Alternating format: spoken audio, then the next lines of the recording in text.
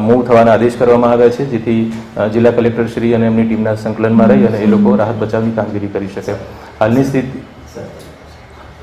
સ્થિતિએ 300થી વધારે રસ્તાઓ જે છે ટેમ્પરરીલી બંધ છે. ઓવરટોપિંગના કારણે પંચાયતના રસ્તાઓ છે.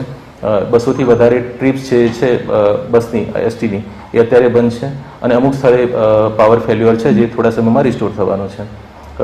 સતત એસસીઓસીમાંથી ડિસ્ટ્રિક્ટ ટીમ સાથે સંવાદ થઈ રહ્યો છે. જ્યાં પણ જે મદદની જરૂર હોય ઇમિડિયેટલી અહીંથી એનડીઆરએફની અને એસડીઆરએફની ટીમ્સ મૂવ કરી અને આપણે પહોંચાડી રહ્યા છીએ. સાથે સાથે માની લો કે કોઈ કિસ્સામાં એરલિફ્ટ કરવાના સંજોગો ઉપસ્થિત થાય તો આપણે એરફોર્સ અને કોસ્ટગાર્ડને પણ એલર્ટ પર રાખ્યા છે. હાલમાં વેધર કન્ડિશનના કારણે ત્યાંથી ટેકઓફ નથી થઈ શકતું, પરંતુ જ્યારે પણ વેધર કન્ડિશન ઇમ્પ્રૂવ થશે ત્યારે ઇમિડિયેટલી આપણે એરલિફ્ટ માટે પણ તૈયાર રહેવાના છે.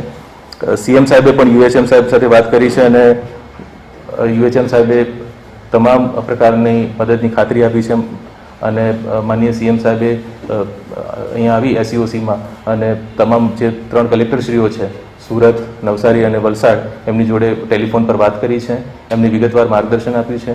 એની સાથે સાથે જેટલા પણ વિસ્તારોમાં જ્યારે પાણી ઓસરશે એના પછી જે હેલ્થની ટીમોએ કામગીરી કરવાની છે, સફાઈની કામગીરી કરવાની છે, પાણી પુરવઠાની કામગીરી કરવાની છે, તમામ વસ્તુઓ બાબતે વિગતવાર માનનીય મુખ્યમંત્રીશ્રીએ માર્ગદર્શન આપ્યું છે. આ મિટિંગમાં એસીએસ કક્ષાના અને અગ્ર સચિવ કક્ષાના અધિકારીશ્રીઓ વિવિધ વિભાગના ઉપસ્થિત હતા, જેમને માનનીય મુખ્યમંત્રીશ્રીએ વિગતવાર માર્ગદર્શન આપ્યું છે. હાલમાં કોઈ માનવ મૃત્યુ નોંધાયેલું નથી. એક તાપીમાં ડૂબી જવાથી મૃત્યુ થયેલું એ રિપોર્ટ થયેલું છે. એ સિવાય કોઈ હાલમાં કોઈ માનવ મૃત્યુ નોંધાયેલા નથી.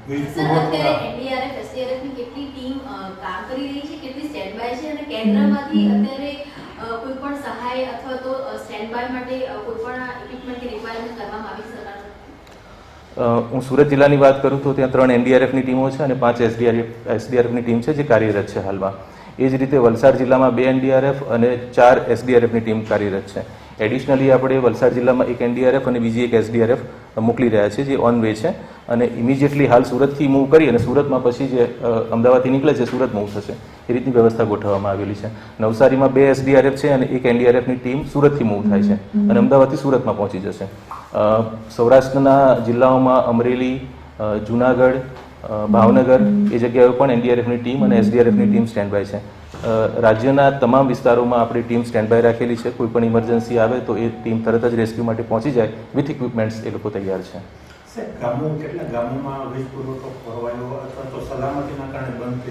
જે હાલમાં રિપોર્ટ મળ્યા છે એ મુજબ 2 સબસ્ટેશનમાં ઇસ્યુ છે અને એ પણ જેવું પાણી ઓસરે એટલે તરત જ રેક્ટિફાઈ થઈ જાય એ પ્રમાણેની માહિતી છે.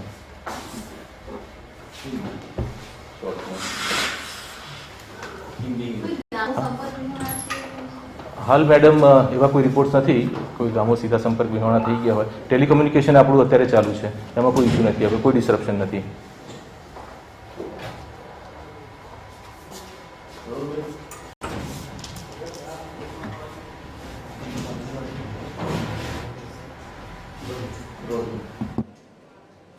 તો રાહત કમિશનરને આપ સાંભળી રહ્યા હતા, જ્યાં અત્યારે કેવા પ્રકારની પરિસ્થિતિ છે અને ક્યાં સુધી તંત્ર પહોંચી રહ્યું છે અને આફતરૂપી આ વરસાદ સામે અને તેને લઈને તેઓ માહિતી આપી રહ્યા હતા. જો કે એક તરફ ગાંધીનગરમાં સ્ટેટ ઇમરજન્સી ઓપરેશન સેન્ટરમાં પણ મહત્વની એક બેઠકનું આયોજન કરવામાં આવ્યું છે, જ્યાં મુખ્યમંત્રી ભૂપેન્દ્ર પટેલે સ્ટેટ ઇમરજન્સી સેન્ટર ખાતે બેઠક કરી છે.